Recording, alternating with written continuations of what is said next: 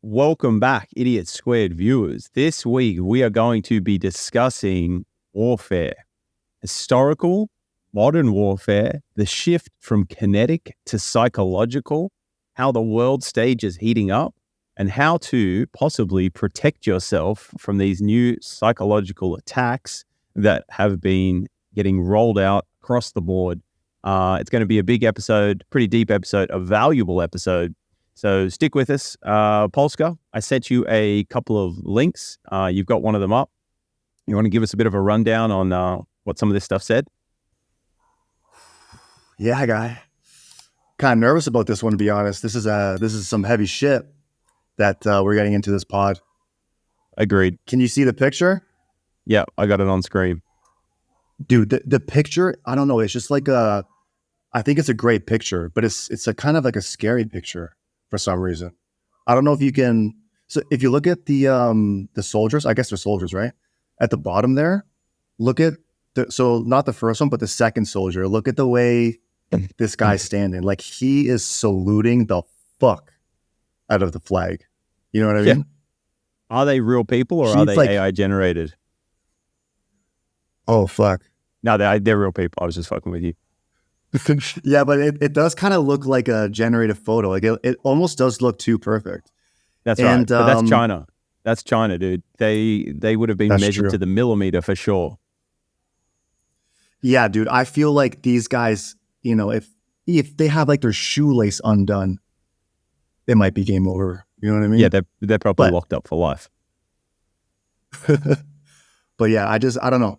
This guy, the second guy over here from the left, he's just, that stance is, oh yeah. Xi Jinping definitely saw him in that picture for sure. And yeah, who's the name of that guy? Yeah. He's coming over to my house for dinner, you know what I mean? Yeah, legit. He'll get his hair parted. Or that's what he was thinking. Yo, if I salute the fuck out of this flag, I might get a promotion. You know what I mean? Like I'm gonna get noticed here for sure. Arch that fucking back. I've been training for this all my fucking life. But actually, like he probably has. Yeah, that's true. That's true. Legit. So the name of this article is Chinese Brain Warfare Includes Sleep Weapons, Thought Control. Eerie as fuck, just like the picture. Pretty cool article. I suggest you guys go ahead and read the whole thing. I'm not going to read the whole thing here. We'll put a link in the description, but I do have a summary. So I'll just quickly read that, you know, so we can sort of get an idea what's going on here. The People's Liberation Army, or PLA, of China is reportedly developing advanced psychological warfare and brain-influencing weapons as part of the new war-fighting strategy, according to a report by the CCP Biothreats Initiative. The PLA is said to be incorporating technologies such as artificial intelligence, brain-computer interfaces, and novel biological weapons into its military strategies. The report highlights studies indicating the development of biological weapons designed to induce sleep or sleep-related disturbances in enemy troops to impair cognition and alertness. Additionally, devices establishing a direct connection between the brain and external technology are being developed to influence cognitive processes and decision-making. Brain-controlled weapons for precise targeting and manipulation of cognitive functions are also in progress. The report suggests that China is integrating cutting-edge technologies to bring significant psychological dimensions to warfare, extending beyond physical effects. The Chinese military is working on various weapons, including genetic drugs, designed to modify the genetic and psychological makeup of individuals to impact cognitive, emotional, and behavioral traits. The PLA's program, known as NeuroStrike, good name, aims to establish a strategic edge over adversaries, particularly in the Indo-Pacific region. The report emphasizes the importance of countering psychological warfare attacks and mentions Chinese military organizations, so some unit numbers, working on both defense and offensive cognitive warfare. Additionally, the report discusses China's strategy of preemptive cognition to gain the moral high ground before the hostiles and shape future battlefields beyond physical conflicts. The article also touches on Taiwan's efforts to upgrade its command and control systems amid increasing threats from Chinese military forces. China's economic downturn and political purges are noted, but the country's military buildup, including the recent launch of the PLA's fourth type, 075 large deck helicopter, assault ship, appears unaffected. The ship's deployment is expected to play a major role in potential military attacks on Taiwan, enhancing China's amphibious assault capabilities. The article concludes that the continued construction of such vessels contradicts assessments of Chinese decline, indicating a significant modernization and expansion of China's naval capabilities. Additionally, the article mentions recent incidents of Chinese high-altitude surveillance balloons detected near Taiwanese territory, raising concerns about potential military operations. Nicely done. God damn. So that's one article, right? I also sent you. It was in a tweet, yeah. Yeah. You want me to go ahead and open that right away? Yeah. Grab the tweet up, and we can segue into this. But isn't that fascinating? So right, if we take the article to be somewhat truthful or reflecting some aspect of this being real, China sees the importance of this, and that's like framed from a military sense. Another sense, which I think, because we'll get back to that, but another sense I think we can talk to that's a bit realer and a bit more relevant to your average person is TikTok, right? So TikTok is interesting because in China, TikTok, what Western people see as TikTok, or what the rest of the world sees as TikTok, isn't what TikTok is in China. TikTok is limited in China. They have a certain amount of like educational content that users or children have to consume before they're allowed to have time to sort of experience regular TikTok. Have you heard of this? Yeah, actually, I've heard about this. Yeah, that the algorithm sort of caters to essentially building the person up. Showing them sciencey things and art things and things that would sort of motivate other viewers to sort of take part in more productive types of activities, rather than just stupid dances that groups of people participate in, or stupid what do you call it, pranks, for example. Or just the nonsense. There's a lot of woke nonsense for some reason. Yes. So we'll get into this a little bit later, but so certain content on Instagram, Instagram has 2-to-1 users of TikTok. So like there's twice as many people using Instagram as there is on TikTok. And, the content that tends to go viral on TikTok is of a specific kind. We can broadly categorize it as like the brain rot kind, right? And we can broadly categorize brain rot as things that aren't necessarily conducive to improving the cognitive capacities or abilities or skill sets of the consumer of that content, right? And so it's just an interesting thing to think about. Like, so that article is very specific to, military and the military industrial complex and that kind of aspect of warfare. But what I think with this, with the TikTok stuff and with a bunch of other, content, is this more insidious. It doesn't seem like warfare, but it actually is more modern warfare. And this is this shift from kinetic, which is, in the projection of power and physical force, into psychological warfare. So you could sort of, if you're playing the long game, you can undermine the minds, the beliefs, the abilities, the capacity of a populace before you even need to fight a war, which means that the kinetic war becomes a lot easier if you do the groundwork ahead of time and you psychologically sabotage the populace of the people that you're trying to have war against. Does that kind of make sense? Yeah, Well, for sure. Or initiate a civil war instead, just let the country destroy itself. Don't even have to fight a war, right? So this is this sort of the evolution of warfare, which we can sort of get to. Can you make that a little bit bigger with that that screen share? Like zoom it just a tad? Boom. Better?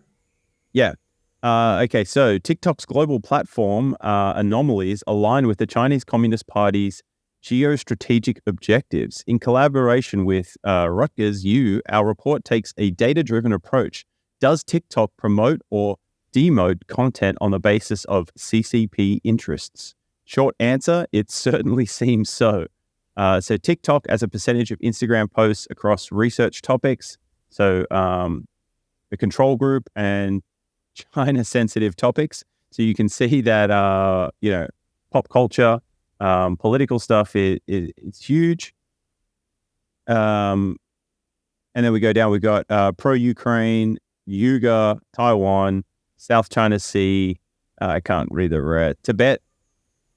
Yeah. Tiananmen and Hong Kong. And Hong Kong. Okay, so can we scroll down into that tweet a bit further?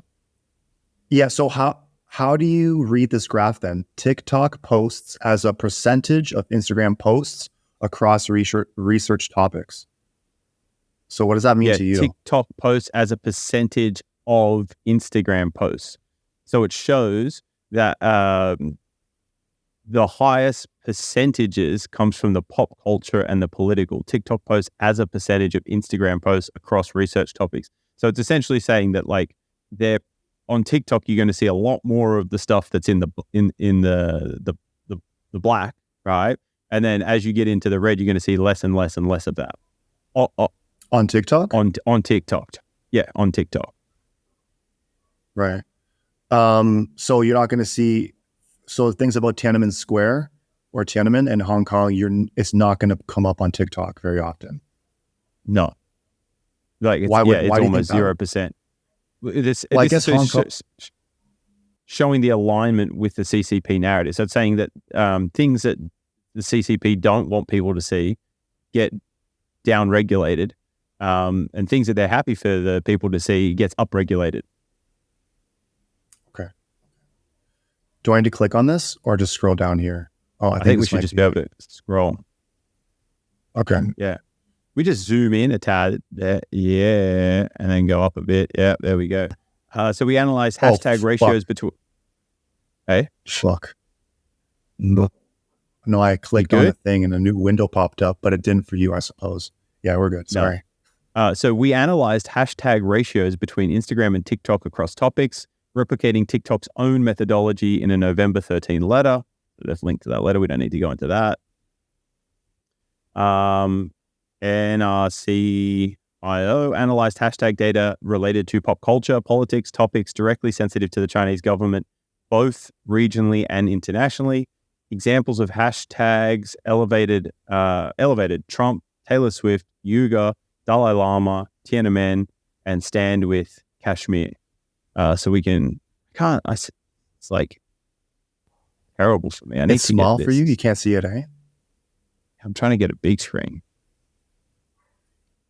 All right, well, it shows the first graph on the top left is about Trump, and Instagram has about 14 million, and then the TikTok is around 11. 6.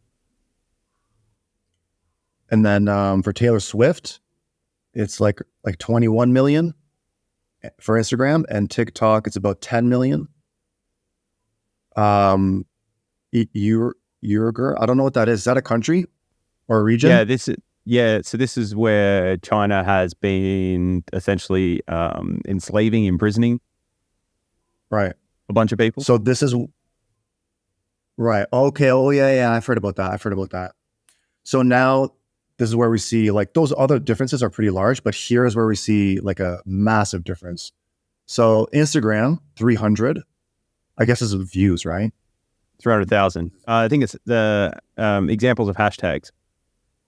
Okay. Oh, right. And then your whatever is 30K. So that is a massive difference, like a 10x difference. Yeah. And order of magnitude. For Tiananmen, what's that? It's just saying it's just an order of magnitude difference. And then Tiananmen on Instagram, it's about 70,000. And then TikTok, 0 or 1,000. Yeah, almost non-existent. Dalai Lama. Yeah. Dalai Lama, 1 million for Instagram. TikTok, I don't know, like 0.02 million. And then the last one here, Stand with Kashmir, which, what is that, by the way? I don't know what that is. I don't know, but you can keep going through and I'll get a second window up and see if we can see anything on that. Okay. And this one is non-existent. Stand with Kashmir is non-existent on Instagram. And on TikTok, it's 225 million. So that is mad curious. Like, what is that? All right. And then, okay. So here's another interesting tweet. Other topics sensitive to China domestically. So these are ratios exhibited anomalies. So look at Tibet, 38 times Instagram versus TikTok. Hong Kong, 181 times Instagram versus TikTok. Tiananmen, 82 times Instagram versus TikTok. South China Sea, 21 times Instagram versus TikTok. And Taiwan, 15 times Instagram versus TikTok. For international regions of strategic interest to China, the same patterns emerge.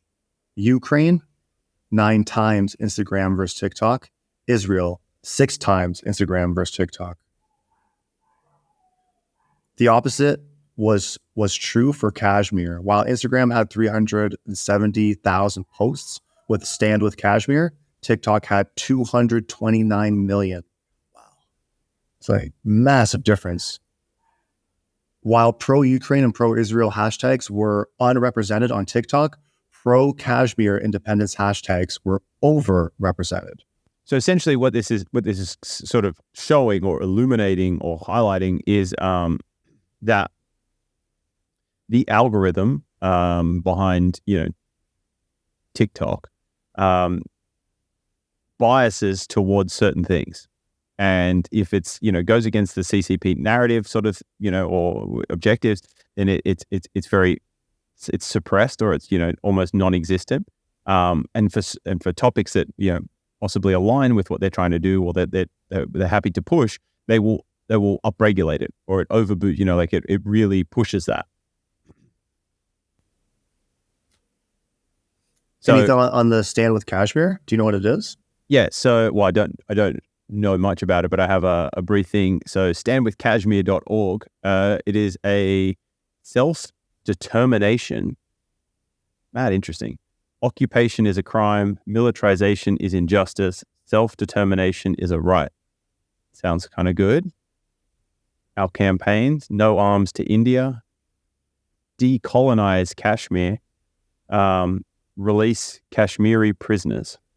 Stand with Kashmir, or SWK, is a Kashmiri diaspora-driven independent transnational grassroots movement committed to standing in solidarity with the people of Indian-occupied Jammu, Kashmir, and Ladakh, henceforth referred to as occupied Kashmir or Kashmir, in ending the Indian occupation of their homeland and supporting the right to self-determination of a partition state of Jammu and Kashmir. So I think this is going to be on the border between India, China, and all those places. I think there's something I'm not understanding, Rubes. There's like a missing link for me. So why is TikTok's algorithm promoting Stand with Kashmir then? Because I think they're Indian occupied. I don't get it. They're Indian occupied. Like China is? No, Kashmir. And I think it's probably, if I'm reading this correctly, I'm completely wrong. It's probably in China's best interest to upregulate this Stand with Kashmir because they're against India occupying Kashmir. India probably wants to occupy Kashmir for some specific reason. China's like possibly happy to sow the seeds of doubt, and they don't want this to be the case because that would align with their interests. Yeah. All right. Yo, if anyone has more information, more insight about why that may be, why are they incentivized to do so, let us know in the comments, because this sounds really fascinating, because it's such a large difference between how Instagram, algorithm is promoting it versus TikTok's. It's like 100x or more difference. It's insane.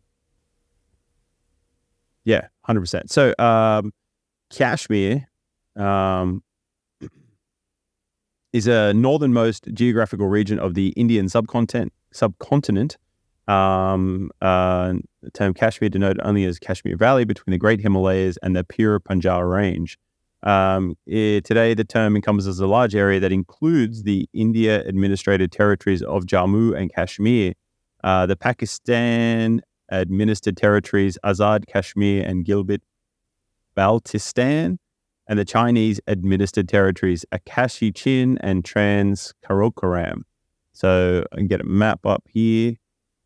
So geographically, it seems to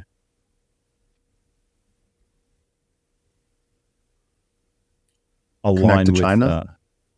It's around that border. So China has the Akashi Chin, that region, right? Yeah. And then you have the Kashmir, Jammu, and Ladakh, which is in here. And I think this is where the conflict seems to be. So this is currently Indian occupied. And so possibly China's trying to, push in, encroach, again, we see this all the time, creating civil unrest in a place, etc.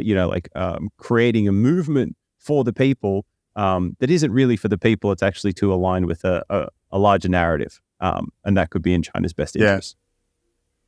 Right. So China's sort of hijacking TikTok to spread this narrative around China. Hey, listen, we need to care about this because this could greatly affect us in some sort of way down the road if we don't. Yeah, possibly not just in China, just broadly across TikTok. So getting more and more people aware of, by pushing out more and more of this stuff or upregulating the Stand with Kashmir stuff, they're essentially bringing more global awareness to this, which could align with what they're trying to do.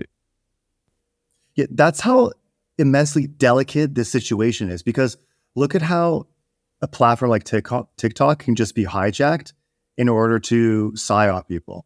That's crazy to think about, because when we first started getting cell phones, you would just download an app innocently thinking, oh, this is cool, connect with friends and this and that and whatever, blah, blah, blah. But dude, it's a control mechanism now. It's so crazy to think about. Yeah. But all communication is in a sense, but it's because of how interconnected we are now and how many people are online and how many people consume content for, hours a day. It's a fantastic tool to disseminate ideas, beliefs, viewpoints. We are what we consume. We are what we see. We are you start to, none of us know everything about the world. We can never know everything about the world, right? There's just too much going on. You can't even know all the people in the world. And so we sort of, seeing is believing. And when we're shown certain things, you could be shown a viewpoint of something. You can take that to be true. You think that, oh, that's correct. That's right. But you don't see that the algorithm or the company is suppressing the counter narrative or a completely different narrative that would otherwise change your perception of this thing. If they just keep showing you one sort of viewpoint on something, people will start to believe that is true. That is the viewpoint. That is the only viewpoint in some sense. So yeah, it's incredibly insidious. It's very dangerous, right? And you can see that there is a difference between TikTok and Instagram. And I think that there would be quite a large overlap between the users on these platforms, if that makes sense, right? I think, a good percentage of people that have Instagram are probably going to have TikTok as well. So it's an interesting sort of case study to look at that and just see the differences.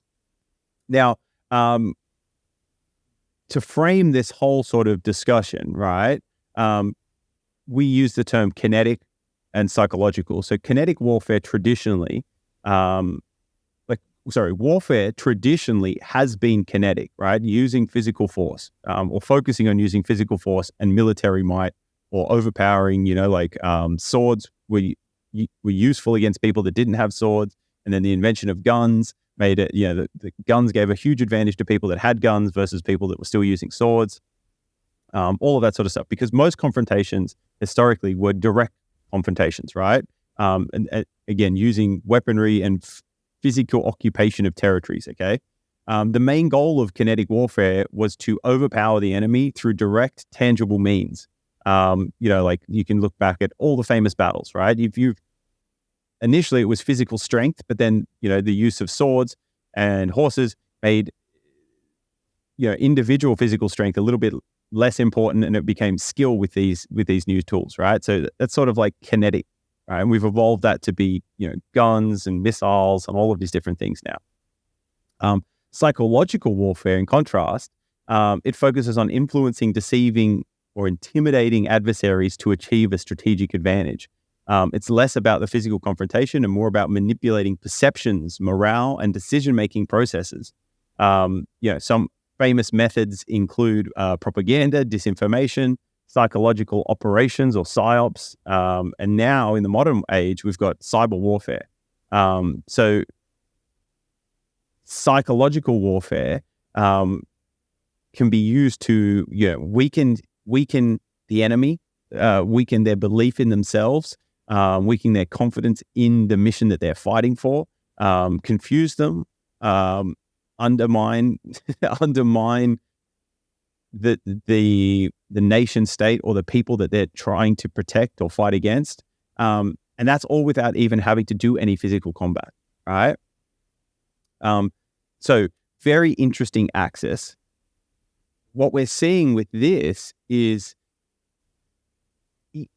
with modern social media, because we are so interconnected, because we have access to all of this different content, if you have enough resources and you have a long vision and you have the ability to push narratives, you can greatly shift the way that people see the world. You can shift the amount of people that see the world in a way that aligns with what you want. You can create narratives. You can create, we'll just stick with narratives. You can create narratives around certain things that shift the way people act and behave, so that you don't even need to necessarily fight the war, right? Like, it's just bonkers. So with this Kashmir thing, possibly why we're seeing that uptick is because it benefits China to have India out of Kashmir, right? Maybe that's why on TikTok it's getting boosted. Short sort of summary. But I think this is it. I'm struggling to articulate how crazy this is. But it's not like, we need to stop thinking about it in traditional warfare sense and just understand that there is just a giant information war. We've done pods on this before, but there is just a giant information war being conducted continuously. Like, almost everything you see and believe is made by somebody with some sort of intention. So you can have influencers online doing sort of dance challenges, right? And they're doing it because they love to dance and they think it's fun. But that dance challenge could have been constructed in some sense or orchestrated by a higher power that's wanting to do these things to distract the populace or to sort of, rot their brains, right? And the people participate in it because they're at a lower level and they're just like, I like dancing. And other people watch it because they're like, oh, I like watching. I want to participate in this. But really what they're doing is they're stealing your time and energy. They're distracting you from the real issues. They're also potentially distracting you from doing the things that would, lead you to become a more capable and aware and autonomous human being, right? So big part of that. You got anything you want to say on that? The simple solution for me is just to stay off those platforms. Like, and I understand some people have their job on there. All right, do your job, I guess, get off, but I guess that's not exactly a good solution. But my solution, just don't go on TikTok and don't go on Instagram. Like, I think that is a fantastic solution. You have to be very aware. Don't mindlessly go on there. Don't become addicted to this. think to yourself, why am I doing these things? If you're doing it because you're bored, right? Maybe question like, okay, why am I? But what does it mean to be bored? And is if I'm bored, is this the best use of my time? But seriously, the greatest solution to this sort of psychological warfare is like, don't go on there. Be very mindful of what you consume.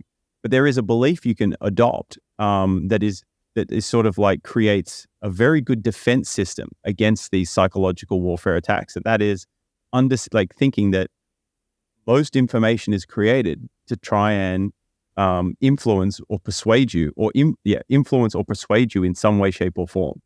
And the reason that is such a thing at the moment is because it's so valuable to do that. All of marketing is essentially a Psy-Op, right? They're trying to convince you to get you to want something that they're creating so that then they can make money. They sell it to you in the guise of it makes your life better, but really at the bottom line, it's because it makes money.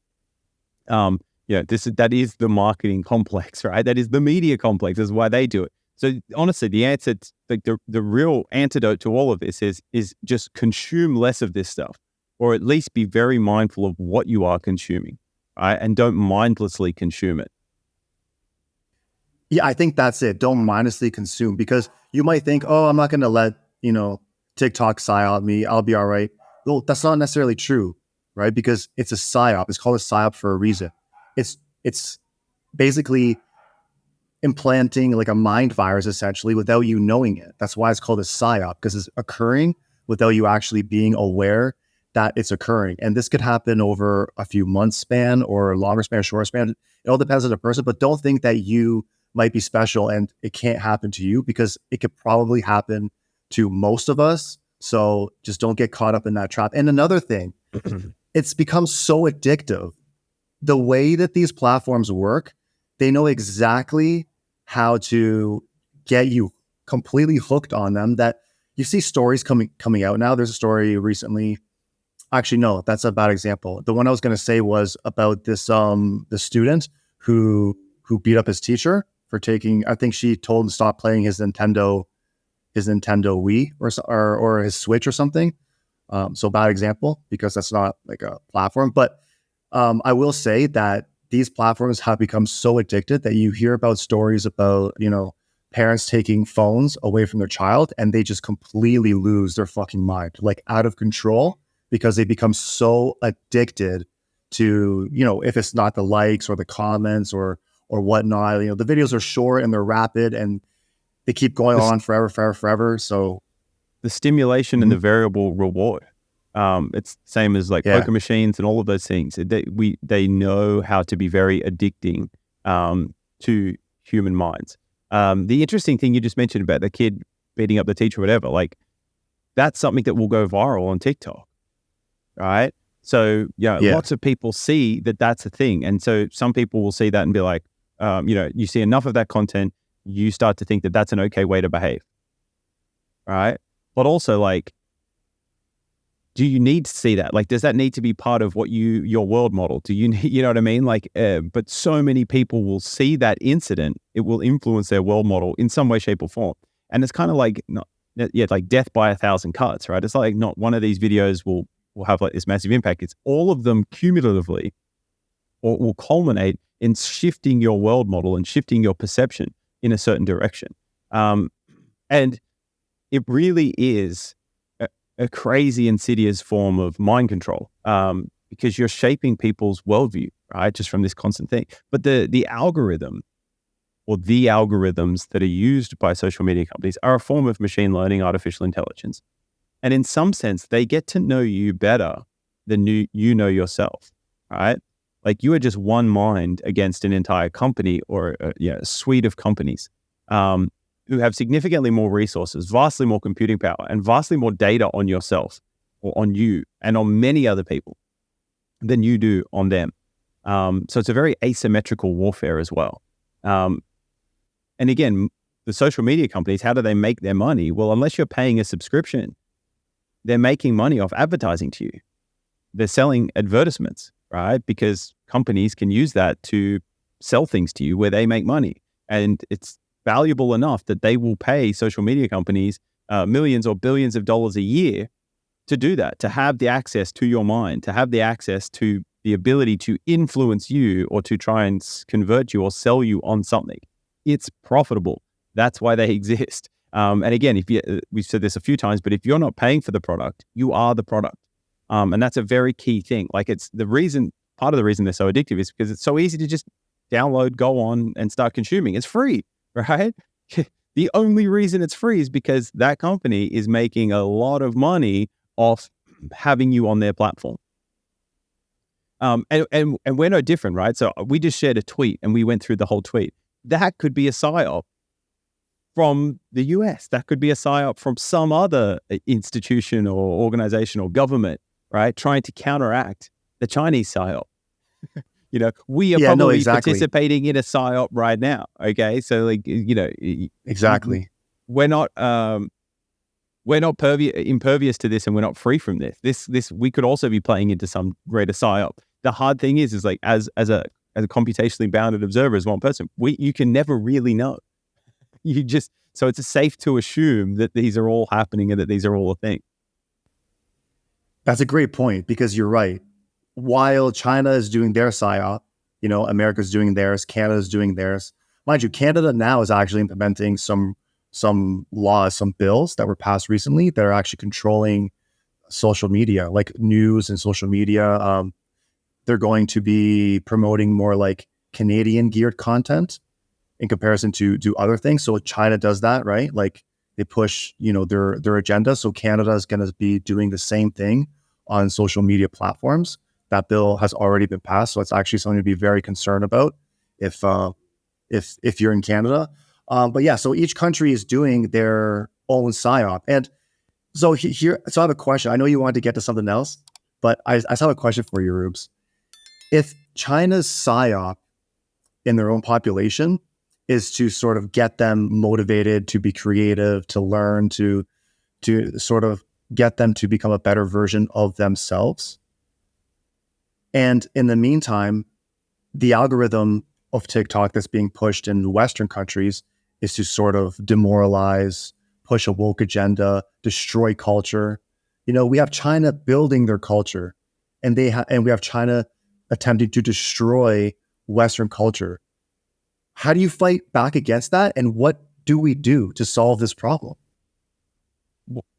Well, yeah, I think the obvious answer is like, don't consume the content. Like, honestly, what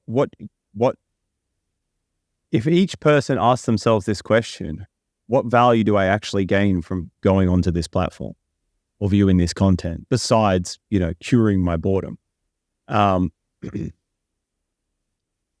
your answer isn't anything other than, curing my boredom, or it makes me feel happy for a moment or whatever.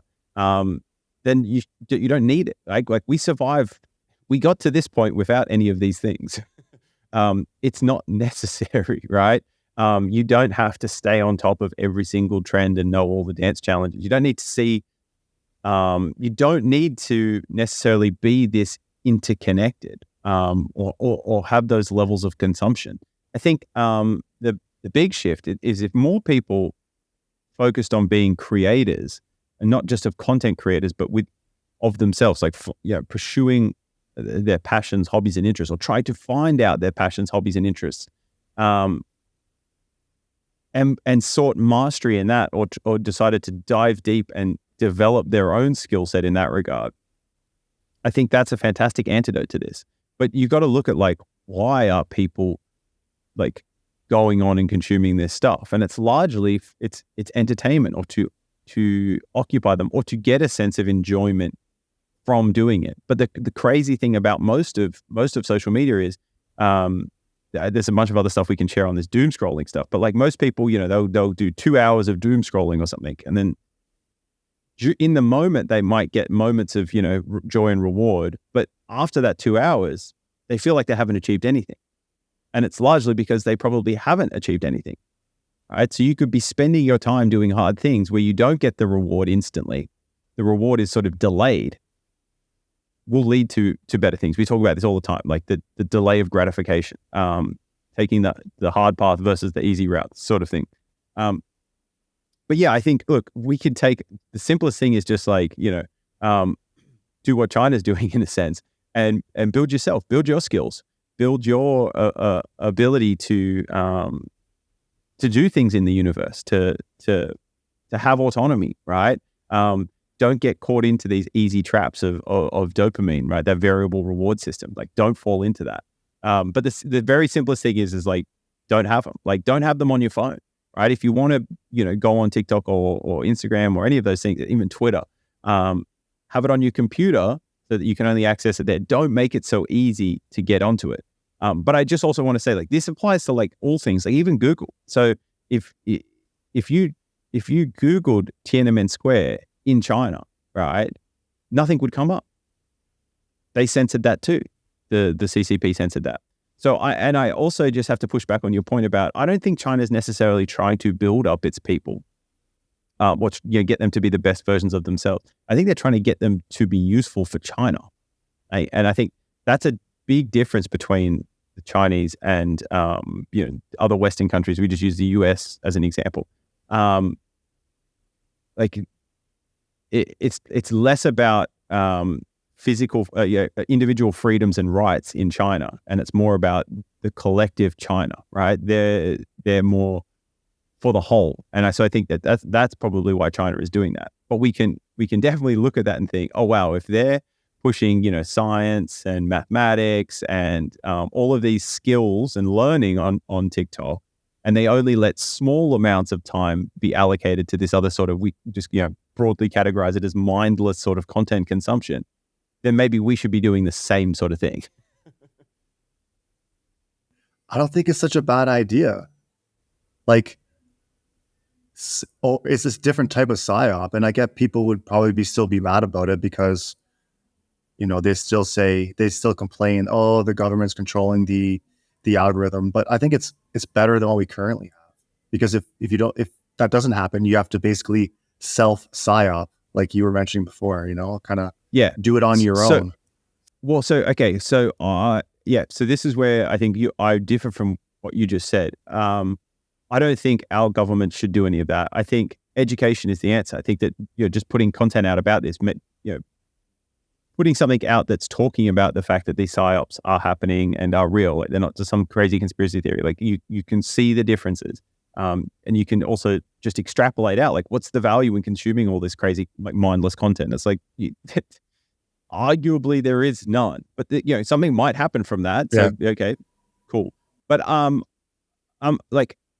for free markets. I'm a sort of libertarian in this sense, where I'm like, people should just be able to do what they want. So there's going to be there already is a huge percentage of the population who are just going to mindlessly consume this stuff. Unfortunately, I think that a large class of these people and their progeny are going to become the cattle class in the future, right? These will just be the mindless consumers who will be controlled endlessly by large companies, governments, etc.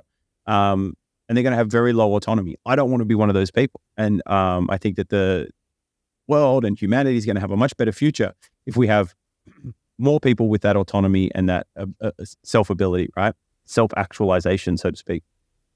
I think all we can do is we can put information out there that has the potential to reach other people, that can help reach other people. But I also think that we shouldn't have governmental control over these sorts of things. But education, right? So I don't think it's about controlling and minimizing what people can and can't do. I think it's educating people and let them make their own choices. And that's okay. If people want to choose to do the consumption, go for it. I'm not going to. Yeah. Good call. Yeah, good call. That is ideal, right? Change it to a free market, and then you just have to wait for it to adjust, for the people to adjust. Because, see, I was kind of thinking like, would we be able to just make it into a free market? Like, just open the algorithm so it's like a free market? Would that essentially be a solution? Because you already have people so addicted to this bullshit content that if you made a free market, they would likely continue down that path. So therefore, maybe by switching up a little bit, you can get them off that path and onto this new one. But then that's a different type of control. So that we would just have to make it a free market and be a little bit patient where those people who have become so addicted to the stupid woke content would eventually get back on track, over a longer period of time. Well, so this is the sort of harsh reality of all of this is if you look at evolution tries lots of different things. Not everything works. Not everything survives. Not everything persists over time. What is it, like 90-something% of all organisms have gone extinct, or all animals have gone extinct, right? They didn't work. Yeah. So you got to try shit. And so this is a phase in humanity where we're going to go through all of this. And, there's probably going to be a lot of attrition. Like that's the sort of harsh reality. But we sort of have to, I believe in allowing, people to be sufficiently free to make their own mistakes and to make their own calls in that regard. But it is going to be crazy. The other thing I think that the one sort of positive takeaway from all of this is we talk about woke and all these mind viruses that can be disseminated, these beliefs, right? These memes that evolve at a much faster rate than physical evolution, or we do as people. And that psychological warfare leverages these memes to disseminate ideas and beliefs and concepts, right, through the populace. A lot of them are self-defeating, like they kill themselves. Right, you just look at the woke. You've been saying this term over the last few pods. Go woke, go broke. Right? It ends up they end up destroying themselves. You have to go through that phase. It's kind of like a bushfire in a sense, where the bushfire will come through and destroy most of what's there, right? But it makes way for the new growth.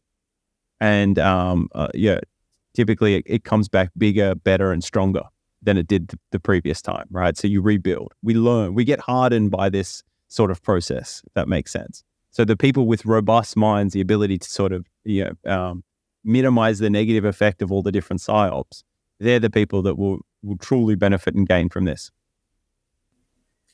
Parents got to do their job too, bro. Because I went into a supermarket the other day, and here it's quite common that, it was like a mini market, that when you're working, your kids are there with you some of the time. That's just how it is in Colombia. People are really busy and can't afford, someone to watch their kids sometimes. So the kids will go to work with them. And I walk into the mini market and I'm buying some shit. And this little 5-year-old kid is on TikTok, just mindlessly scrolling, but it's not his TikTok. It's his dad's TikTok, right? So the algorithm, which his dad has implemented in a way, is now being showcased to the 5-year-old, and he's ringing up my shit, and the kid's right there beside him watching retarded shit on TikTok. Sorry, stupid shit on TikTok. You know what I mean? Yes. That's an issue. That's a problem. Parents gotta know, right? That you can't just let your child mindlessly scroll on TikTok, especially if it's your fucking TikTok. You know what I mean? Well, yeah, from your perspective, that's true. For him, though, in his world, it's just that's the path of least resistance. That's easy, right? And the harsh thing is understand that we're in this phase. It's very hard to stop that. You sort of just have to let this stuff play out so that we as a population, as humanity, can learn from all of this. The growing pains will suck.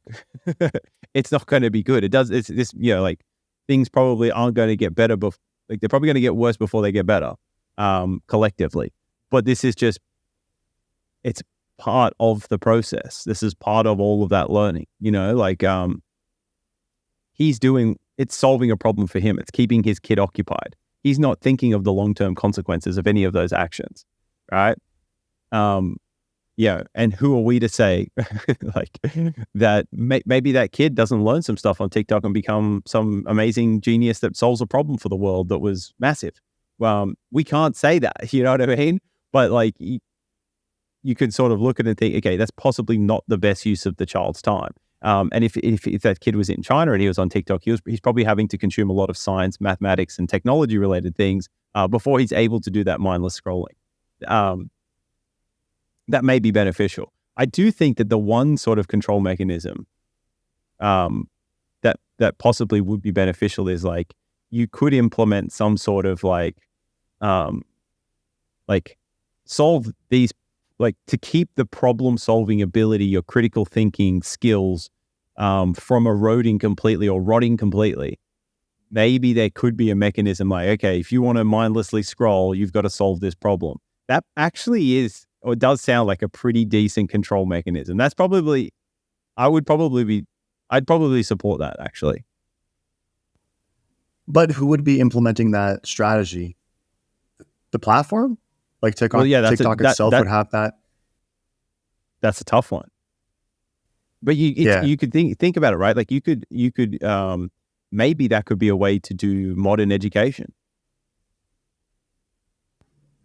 The culture has been so affected in the West. Like people would just stop using TikTok. They're like, what? I have to solve a fucking problem now? Fuck that. You know what I mean? Win-win. There's the solution, guy. There you go. Just ruin TikTok. Yeah, bro. There you go. But seriously, maybe that is it. Well, like we have I don't know. I think you could probably community fund that, crowdsource it kind of thing. Like we have enough basic understanding of like, physics, math, science, that kind of stuff. Like you could just put problems and it's like, answer these 5 problems and unlock 10 minutes of scrolling. That would be an interesting thing to do. Maybe that's a new social media that we could set up, or you just make it as a secondary feature. We don't even need to create the social media. We create an app that you download, put on your phone or put on your computer, and whenever you go to click on one of those apps, it checks: have you filled out this? Have you answered these questions? If you haven't, it gives you the questions, and you can't access the app. It locks the app for you until you answer those questions. There you go, guy. You heard it here first. If anyone wants to invest, guy, what are we going to call it? That's a good question. Coming up with names is fucking hard, man. Like for an app, you need like a very marketable name. Yeah, that's a good question. Damn, dude, you got me stumped on that one. Yeah, well, because these days, dude, like if you want to come up with like a name brand, the name itself has to completely represent what the product is. That's why it's so difficult these days. Like back in the day, you could just say, oh, fuck, Apple. Apple sounds cool. I like apples. Apple.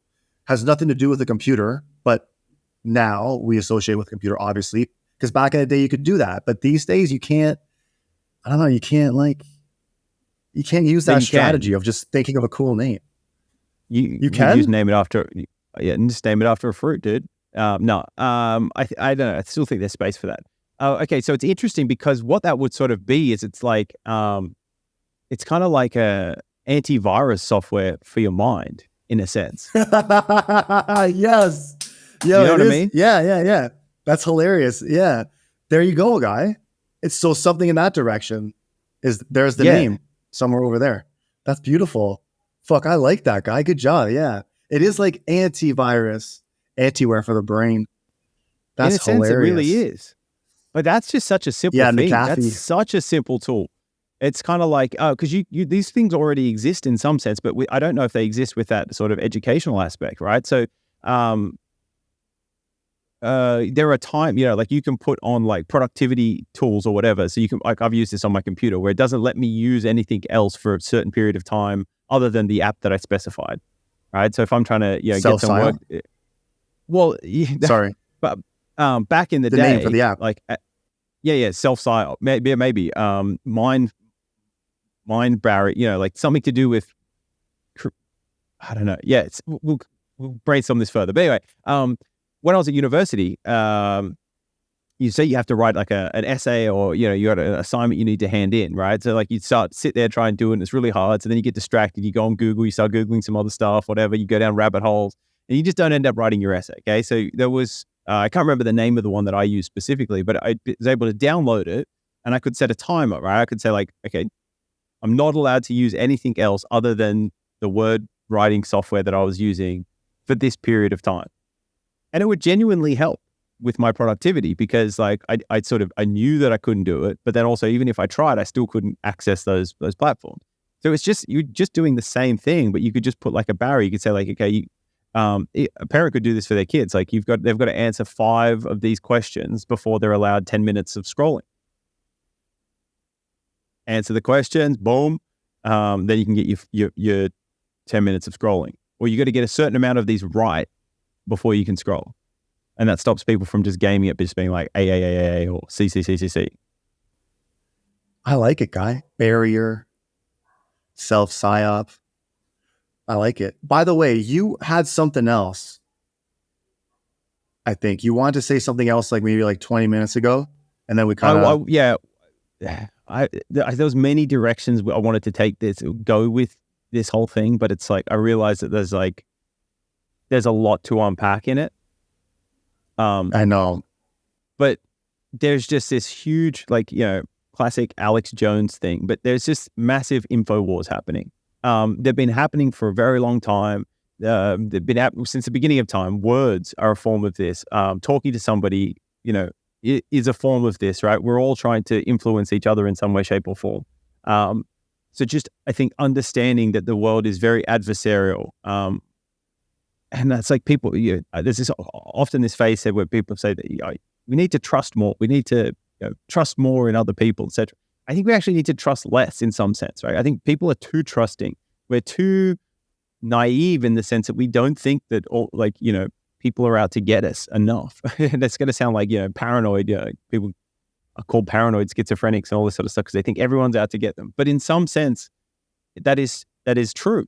And it's not necessarily a bad model. You don't have to think that everyone's out to try and get you or kill you or whatever, but understand that, it is very valuable for groups of people, businesses, corporations, governments to influence you, to populate your mind with certain beliefs, certain ideals.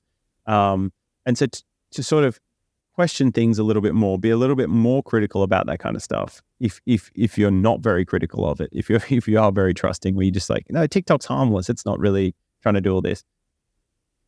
I think that would be a dangerous belief system. But essentially, to sum all of this up, to frame this whole thing, because we are so interconnected now, because the technologies exist, and we know enough about human psychology and human behavior to create these variable reward systems, to create the flashing colors and the changes. They've hacked our biology. Well, our biology is being taken advantage of, so to speak.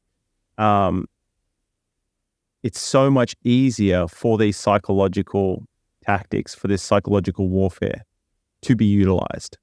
And in this coming age, I think that is one of the biggest things that we need to be aware of and concerned about, because it's just so much more cost effective and can be done at such a vastly greater scale than the kinetic stuff can be.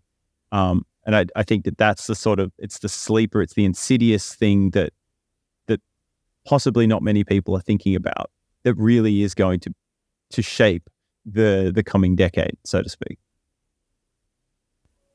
Are you concerned at all with what China is implementing in their war tactics, in their war strategy? Oh, that not necessarily. Well, concerned. I don't know if I'm aware of it. I also think that other countries are probably doing this as well, and on a smaller scale. Not even other countries,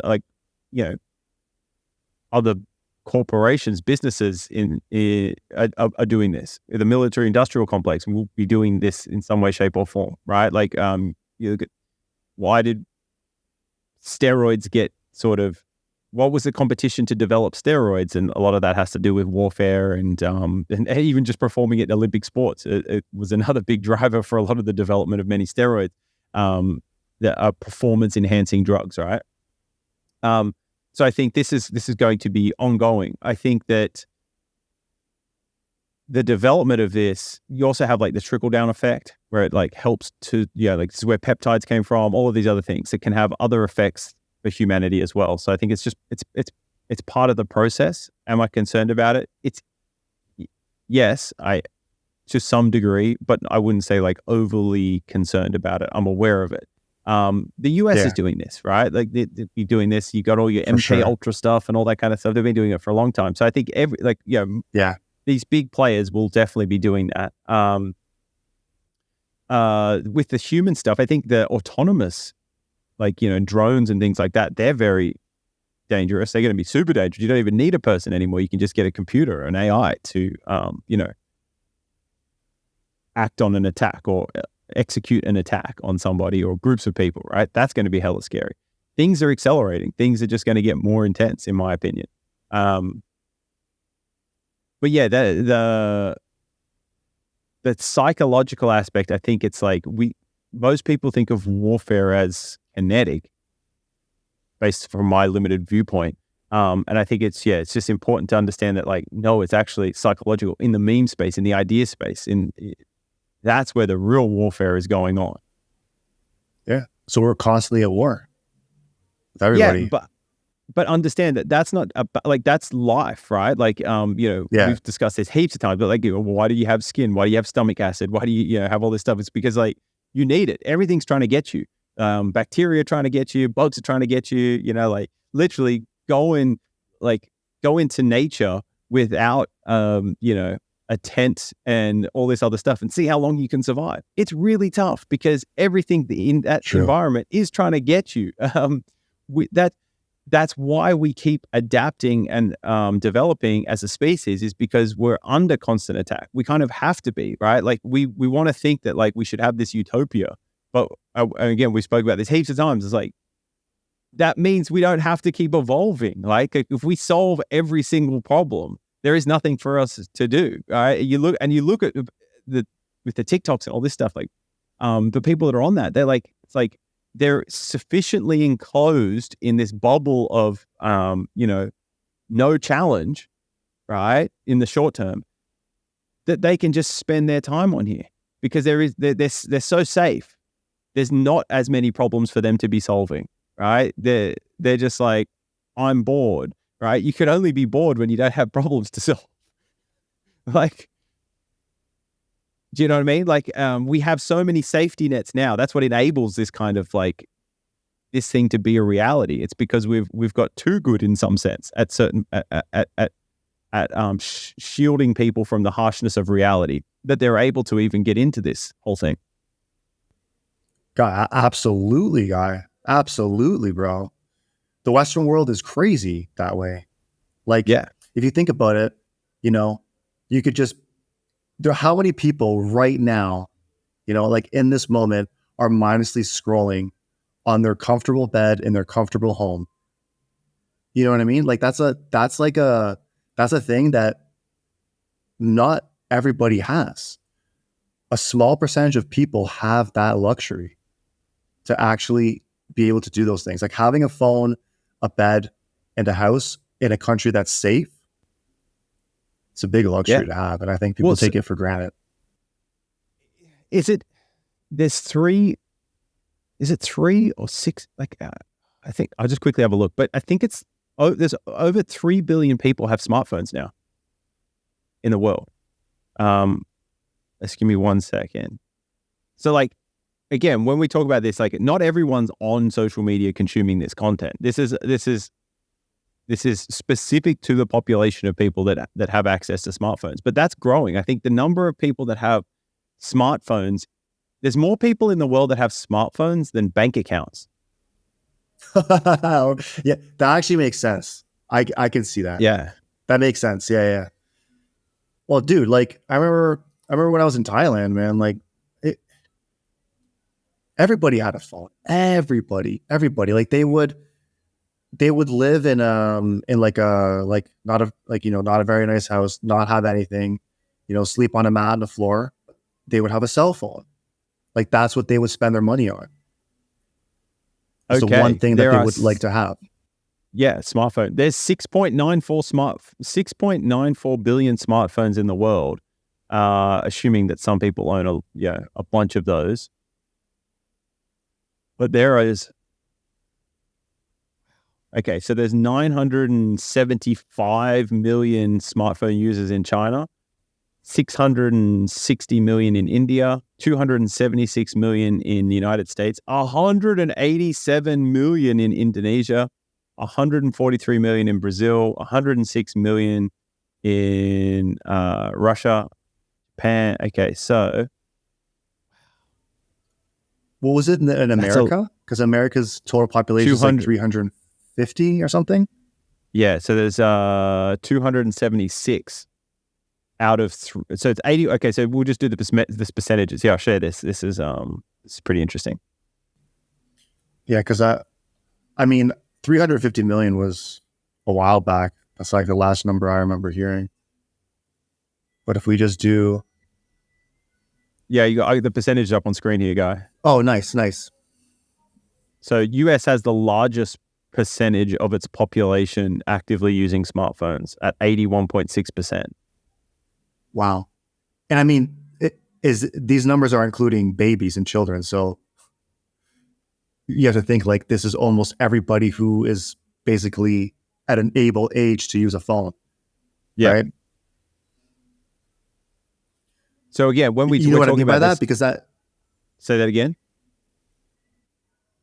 You know what I mean by that though? Like the percentage is 81. You would think, oh, I thought like every adult has a phone, but that's encompassing like children as well. That statistic. Yeah, I'm assuming because that seems like the total huge. population. Yeah, it's still huge. No, it pretty much means that every single adult has a phone. Yeah, that's what that means to me.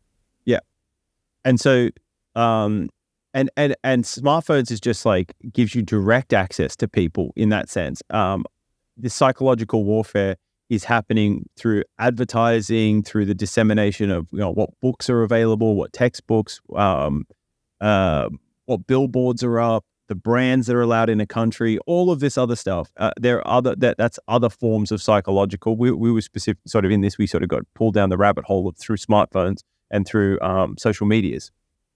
But this is a very big thing, Another big part of psychological warfare is you look at people of religious backgrounds who'd go on trips to different countries to push the message of that religion to that country. That's psychological warfare.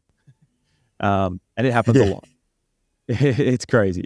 But yeah, that's bonkers. So just does it give us a number?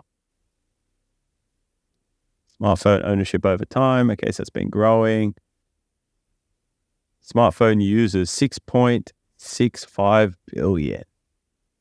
So up 308 million people. So look at that. Since 2016, doubled. Holy fuck. Yeah, it's huge. Huge. In like few years. Doubled. Yep. Less than a decade, doubled. That's crazy to think about. Absolutely. Yeah, dude. I mean, you hear about stories about people, I think it was in India, but he sold his fucking kidney for an iPhone. Oh, wow.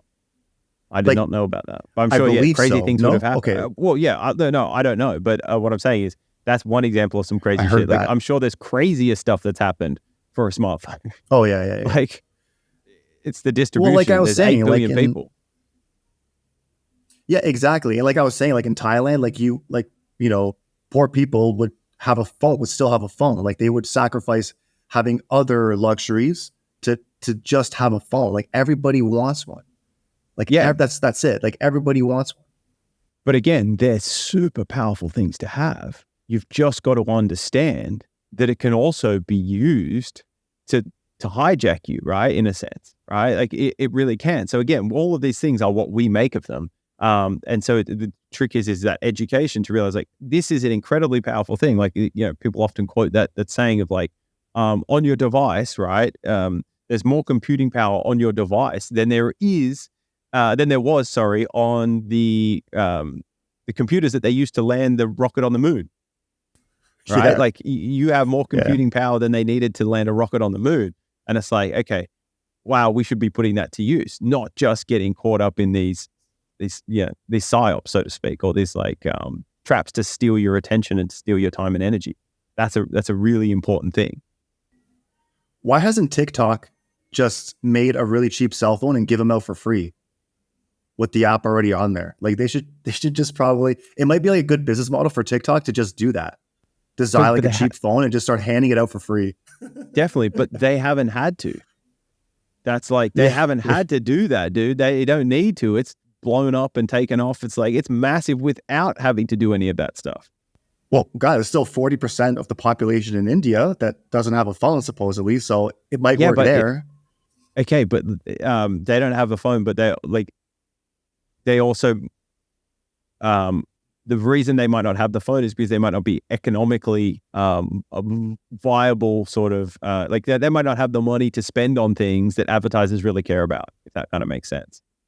I'm sure that moving forward, we're going to see something like that, where some big company or someone does this thing where they give out these devices, so that they can get the sort of the unsmartphoned or the unconnected connected. I'm sure that somebody come up with some crazy ass business model that will end up doing that. But I think the reason TikTok hasn't is they didn't need to, bro. They've grown massively without having to do any of that hard stuff. They just need to come up with a couple of algorithms and some data centers. Well, not even the data centers, probably just come up with some algorithms that push this content. It's crazy. All right, guy. I think the message is Psy-Op and put up barriers and don't mindlessly scroll. Do yourself a favor. You know what I mean? Yeah, be a bit more mindful, and develop some psychological tactics or some psychological skills and beliefs to protect you from the dark side. That's the dark arts, right? Like, in order to protect yourself, you have to sort of understand the dark arts to a degree and understand that there are all these Psy-Ops. But there are definitely hacks you can do. The reason I mentioned, this is the last finishing point, the reason I mentioned about the education before allowing on, like that's what China's doing, they're limiting that. I do that. I indirectly do that for myself. Like, if I want to go on to a Twitter or whatever, I make sure I go on to Brilliant. Shout out Brilliant if you want to sponsor us. But I use Brilliant to do, like, I'll do a course, like I'll do one section of a course, I'll do one thing on there, and then I allow myself to have like a couple of minutes of scroll time. And the reason is because even though I was aware of this, I still found myself mindlessly sometimes just like subconsciously clicking on a Twitter, or mainly Twitter, and going on it. What the hell am I doing? Like, this isn't leading to anything. Like, yeah, every now and then I'll get like an interesting paper or learn something, whatever. I'm just self-justifying that to myself. Like, I subconsciously went with it. There's other things I could and should have been doing, but I didn't do it. Self-Psy-Op, like you said, I like that term. Thanks, Guy. Guy, can you please do me a favor and get the fuck off of Brilliant? Like, what are you doing? You don't like we're Brilliant? Idiots squared, bro. Come on. No, what do you mean? Idiots squared. Come on. What the fuck's going on here? I can't have you on Brilliant getting brilliant suddenly. We need to maintain our perfectly. Idiocy. I forgot idiocy. There we go. Yeah. Right when I needed to remember the word, Guy became an idiot. Lucky I did that vocabulary building course on Brilliant.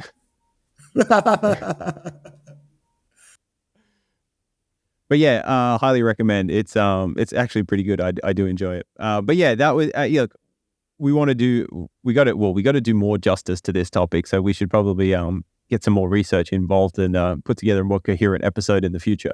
But thank you very much for sticking with us. If you stay to the end, you are one of our true fans, and we appreciate you immensely. Thank you very much. Polska, that was fun.